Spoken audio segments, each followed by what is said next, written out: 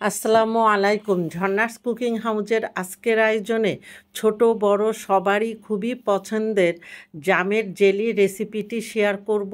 কোনো প্রকার gelatine agar agar powder বা কর্নফ্লাওয়ার ছাড়া একদম অথেন্টিকভাবেই তৈরি করে দেখাবো। শুধু ছোটরা কেন, বড়রাও সকালের নাস্তায় পাউরুটি বা রুটির সাথে এই জেলিটা পরিবেশন করতে পারেন। খেতে ভীষণ ভালো লাগে। আমার চ্যানেলে যারা নতুন এখনও আমার চ্যানেলটি সাবস্ক্রাইব করেননি, প্লিজ আজই আমার চ্যানেলটি সাবস্ক্রাইব করে নিয়মিত আমার চ্যানেলের সাথেই থাকবেন। আর যারা আমার চ্যানেলটি সাবস্ক্রাইব করেছেন তাদের অনেক অনেক ধন্যবাদ। প্রথমে এখানে আমি জাম নিয়েছি, আর জামগুলিকে আমি আগের থেকে পানি দিয়ে বেশ ভালো মতো ধুয়ে নিয়েছি।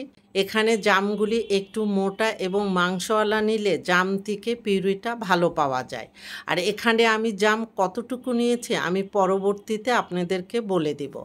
এখন জামের মধ্যে আমি 1.5 কাপ পানি দিয়ে আমি 30 মিনিটের জন্য পানির মধ্যে জামগুলি ভিজিয়ে রাখবো। 30 মিনিট পরে এইভাবে বিচিগুলি আমি আলাদা করে নেব।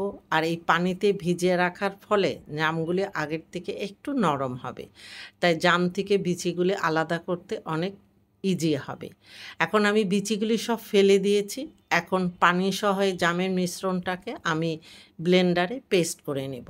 জামগুলি ব্লেন্ডারে পেস্ট করার পরে আমি একটি ছাঁকনির সাহায্যে ছেঁকে নিয়েছি। আপনারা চাইলে ছাঁকা ছাড়াও জেলিটা তৈরি করে নিতে পারেন। এখানে জামের লিকুইড মিশ্রণ হয়েছে 4 কাপ, আর এই পরিমাপটা আমি নতুনদের জন্য বলছি। এখন এখানে আমি 1 কাপ বা স্বাদ মতো চিনি দিয়ে এখন ভালো মতো এই জামের লিকুইড মিশ্রণের সাথে নেড়ে মিশিয়ে নেব। চুলাটা কিন্তু এখনও বন্ধ, আমি চুলাটা অন করিনি। এবার আমি চুলাটা অন করে চুলার হিট মিডিয়ামে রেখে অনবরত নেড়ে চেড়ে জাল করব একটা ভালো মতো বলক আসা পর্যন্ত। ভালো মতো বলক চলে আসলে এবার চুলার হিট মিডিয়াম লোর মাঝামাঝি রেখে 12 থেকে 15 মিনিটের মতো জাল করতে হবে। তবে নাড়াটা কয়েক সেকেন্ডের জন্য অফ রাখতে পারেন, কারণ জাল করতে করতে মিশ্রণটা ঘন হয়ে আসবে, সেই দিকেও খেয়াল রাখতে হবে যেন তলানিতে লেগে না যায়। 15 মিনিট জাল করার পরে জেলির মিশ্রণটা অনেকটাই ঘন হয়ে গিয়েছে।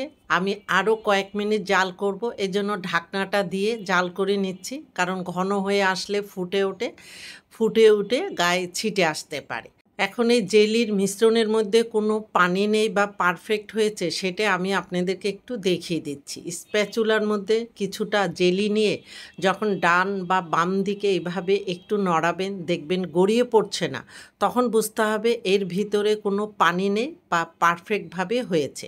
এখন এখানে 1 টেবিল চামচ লেবুর রস দিয়ে এই জেলির সাথে মিশিয়ে নিয়ে সব শেষে এখানে আমি সামান্য পরিমাণে লবণ দিয়ে দিচ্ছি। আর এই লবণটা কিন্তু আপনারা চাইলে প্রথম দিকেও দিয়ে নিতে পারেন। লবণটা দিয়ে 15 থেকে 20 সেকেন্ড একটু জাল করলেই এই জেলিটা একদম কমপ্লিট। আমি চুলাটা বন্ধ করে দিয়েছি। চুলার থেকে পাত্রটা নামিয়ে ঠান্ডা করে কাচের বয়মে ভরে সংরক্ষণ করে রাখতে পারবেন বেশ কিছুদিন। এই জেলির ঘনত্বটা যদিও এখন একটু পাতলা মনে হয়, ঠান্ডা হলে একদমই জমে যাবে। ঠান্ডা হওয়ার পরে দেখেন জামের জেলিটা কত সুন্দরভাবে জমে গিয়েছে। এই তো আমার তৈরি হয়ে গেল কোনো প্রকার জেলাটিন আগার আগার পাউডার বা কর্নফ্লাওয়ার ছাড়াই দারুণ স্বাদের জামের জেলি। একবার তৈরি করে দেখতে পারেন, আমার বিশ্বাস আপনাদের কাছে বেশ ভালো লাগবে। ভিডিও ভালো লাগলে ফ্রেন্ডস অ্যান্ড ফ্যামিলিদের সাথে বেশি বেশি করে শেয়ার করবেন। আপনারা ভালো থাকবেন, আমাদের জন্য দোয়া করবেন। আল্লাহ হাফেজ।